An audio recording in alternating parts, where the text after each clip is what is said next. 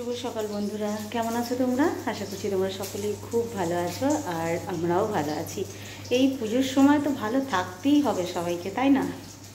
কত কি আনন্দ ব্যাপার, খাওয়া দাওয়া, সবাইকেই ভালো থাকতে হবে আর সবাইকে ভালো রাখতেও হবে, তাই না? তো উপর থেকে সমস্ত কাজ মিটিয়ে স্নান টান সেরে সমস্ত কাজ মিটে গেছে।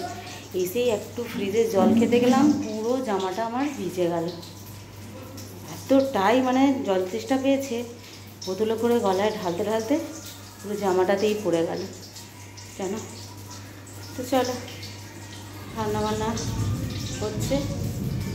আজকে আকাশও খুব ডাকছে, কী হবে জানি না। বৃষ্টি হওয়াটা একটুখানি জরুরি, তাই না? কদিন তো একদম কাঠফাটা রোদ্দুর আরম্ভ হয়ে গেছে। একটু না বৃষ্টি হলে হয়? সব কিছু এরকমভাবে কেন হয় আমি বুঝে পাই না। বৃষ্টির সময় বৃষ্টি হয়েই যাচ্ছে, আর এই রোদ্দুরের সময় রোদ্দুর হয়েই যাচ্ছে, কোনো ছাড়ছিরেন নেই। আমার মা বলছিল এখন কদিন রোদ্দুর হচ্ছে কাজ করে নে, এরপরে আবার আকাশ লাগবে, তখন দেখবি আবার কি হয় কি জানি। সামনেই বিশ্বকর্মা পুজো আছে, আমার মায়ের রান্না পুজো আছে। প্রত্যেক বছরই ধরতে গেলে না মায়ের রান্না পুজোর সময় এরকম বৃষ্টি হয়, নয় সকালের দিকে হবে, নয় রান্নার সময় সন্ধ্যের পর হবে, এরকম ব্যাপার।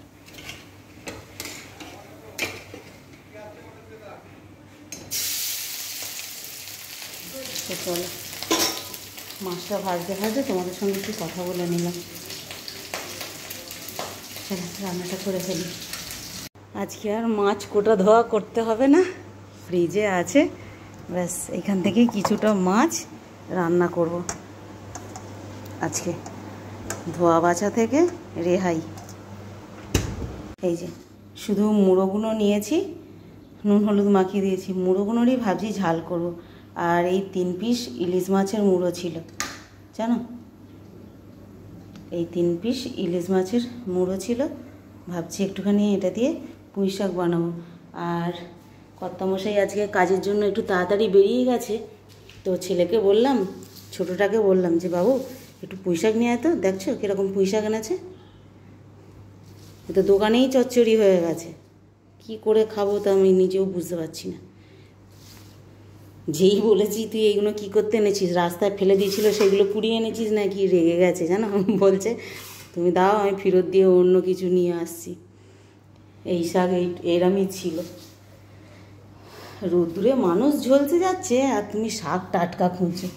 এই শাকগুলো খাওয়া যায় বলো তো? ডাঁটাগুলো তবু নেওয়া যাবে, পাতাগুলো অর্ধেক ফেলা যাবে, একদম রোদ্দুরে নেতিয়ে গেছে। বাবা দরকার নেই, যা এনেছে তাই বাদশাদ দিয়ে রান্না করি, তাই না? সেই কথায় আছে না, নেই মামার থেকে কার না মামা ভালো। এই কুমড়োটা ছিল বলেই আরও আনতে বললাম গো, নাহলে বলতাম না। কিন্তু ও যে এরকম নিয়ে আসবে, তারপরে আবার রাগ দেখানোও যাবে না। বাবা ও আবার আমার উপরে বেশি রেগে গেছে দেখতে পাচ্ছি, আমার থেকে। নিয়ে এসো, নাহলে দাও, পয়সা দাও, এইগুলো দিয়ে দাও, আবার ফেরত দিয়ে অন্য নিয়ে আসি, এই সব বলছে। দরকার নেই বাবা, যা আছে তাই করি। আর একটুখানি ওল ভাতে দিই, ওলটা নাহলে এবারে এটাও ফেলে দিতে হবে। কালকে একটা ওল ফেলে দিয়েছি, এটা করে নিই। রান্নাবান্না কমপ্লিট। এই যে কালকের একটু ডাঁটার তরকারি ছিল, সেটা গরম করে নিয়েছি। আর এই যে এখানে মুড়োর ঝাল হয়ে গেছে, একটু মসুর ডাল সিদ্ধ বানিয়ে নিয়েছি। আর এই যে এখানে ওই ইলিশ মাছের মাথা দিয়ে পুঁই শাকের তরকারি। তো আজকের এই রান্নাবান্না।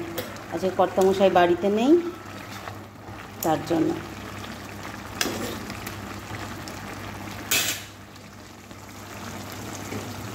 তো চলো, এবার খালি ছেলেরা এলেই খাওয়া দাওয়া হবে। রান্নাবান্না কমপ্লিট। আর এত গরম হচ্ছে না, আর যেন উনুনের সামনে থাকতে ইচ্ছা করছে না। এই মাত্র দুপুরের খাওয়া দাওয়া কমপ্লিট হলো, আর আকাশ যা হুড়ুম গুড়ুম করলো, বৃষ্টি কিছুই আর হলো না, বুঝলে? নামেই আকাশ ডেকে একদম লোককে জানিয়ে দিল আমি যাচ্ছি। যে যেখানে আমি তো শুকাতে দিয়েছিলাম, আবার গিয়ে তুলে নিয়ে চলে এলাম। এরকম আকাশ ডাকছে দেখে, কিন্তু কি আর করা যাবে। আবার রোদ্দুর উঠে গেছে, পুরো আকাশ পরিষ্কার, আর দিতে যাব না। তো চলো বন্ধুরা, এখন আজকের মতো ব্লগটা এই পর্যন্তই। পরের দিন আবার দেখা হবে, ততক্ষণ টাটা। কেননা এখন এসির জন্য ভাইকে বারবার ফোন করার পর এখন আসছে, বুঝতে পারলে। এখন কি করবে ভগবান জানে, আবার কি বলবে। আমি এখন না কিরকম আতঙ্কে আছি। যেরকম গরম পড়েছে সেরকম আবার এসিটাও আমাদের জ্বালাচ্ছে। কি বলবে না বলবে, ভগবানকে ডাকছি যেন ঠিক হয়ে যায়, তা নাহলেই বিপদ। দুপুরবেলাটা তবুও একটু কষ্ট করে চালিয়ে নেওয়া যাচ্ছে, কিন্তু রাত্রিটা প্রচুর কষ্ট হচ্ছে, ঘুমানোই যাচ্ছে না। কালকে সারা রাত তাই হয়েছে। এত গরম হচ্ছে না, কি হচ্ছে কি জানি। বললেও গ্যাস কমে গেছে, আবার বলছে একটা পার্স, সে তো বললাম তোমাদেরকে, নিয়ে আসুক, কী হয় দেখা যাক। তাই জন্যই চলো আজকে দুপুরেই ব্লগটা শেষ করে দিলাম। টাটা।